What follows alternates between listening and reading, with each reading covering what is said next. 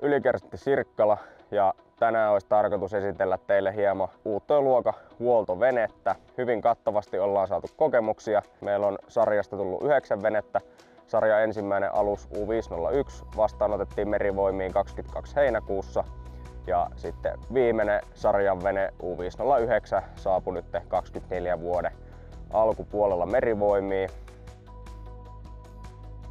Meillä tosiaan U500-sarjassa on hyvin merkittävän kokoinen kansikapasiteetti. Kannelle sijoitettu sääsuojas meillä on 10 penkkiä kiinnitettynä. Lisäksi saadaan hyvinkin tilavaa koppia aseteltua keskelle materiaalia. Sivuille sijoitetut lentokonekiskot mahdollistaa meillä myös hyvin kuorman sidonnan. Keularampin kautta pystytään hyvin joustavasti rantautumaan erinäköisiin luonnonrantoihin.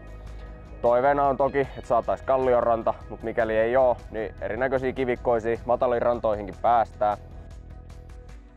Paljon lastataan myös irtotavaraa henkilöstöä nimenomaan laituri-infrasta. Sitä varten ollaan saatu helposti irrotettavat kaiteet. Tai jos sanotaan merestä täytyy nostaa erinäköisiä esineitä muita vastaavia, pari kaidetta sivuun pystytään operoimaan. Ohjaamossa meillä on hyvin käytettävissä kaikki hallintalaitteet. Meillä löytyy koneistopaneelit pääkoneille, lisäksi apukoneille, erinäköisiä käyttökytkimiä muun muassa kansivaloille, pilssipumpuille, kulkuvaloille, vastaaville. Sen jälkeen meillä löytyy omat merenkulkujärjestelmänsä, saadaan merenkulkututkaa, karttaa tai esimerkiksi lämpökamerakuvaa heijastettua näytöille. Lisäksi mikäli tarvetta, niin voidaan myös konehuonetta tarkastella ajon aikana.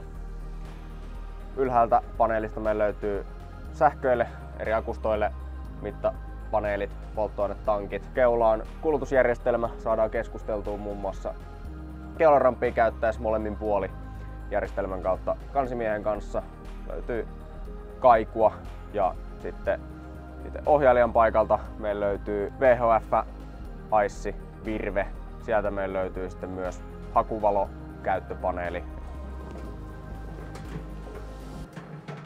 Jettitilasta meiltä löytyy molemmin puoli Kongsberg S363 jetit. Niille löytyy muun muassa käsikäytöt, eli mikäli yläkerrassa tulee jotain sähköistä häiriöä, niin voidaan käsi ajaa jettejä.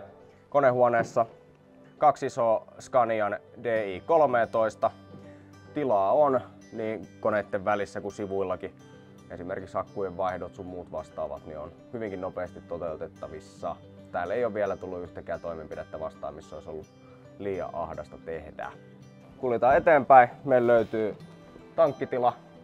Molemmin puoli 1300 litraa säiliössä meillä polttoainetta. Se tuo meille, sanotaanko, että riittävän toimintamatka. Lisäksi sitten löytyy tankkien yhdyslinja, eli voidaan yhdistää molemmat tankit omakseen tai sitten ihan ajaa ominaan.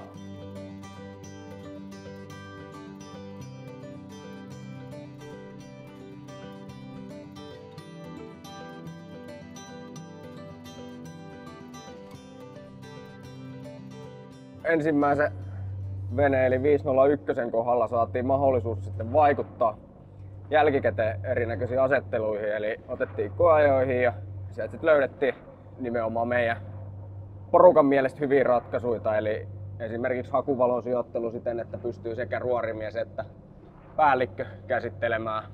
Kongsbergin kytkentäpaneelit saatiin käännettyä ja hieman muutettua asettelua ja myös tutkakäyttöpaneeli tehtiin hyvin irrotettavaksi. Saadaan se nopeasti tutkamittaajalle siihen.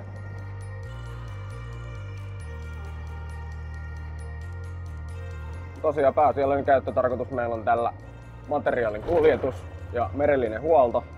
Eli usein joudutaan jonkun asteisessa kelissäkin kuljettamaan. Tälläkin hetkellä meillä on tonni tavaraa kannella ja nyt on jo 30 solmua myötä, se jää ihan ok kelitessä.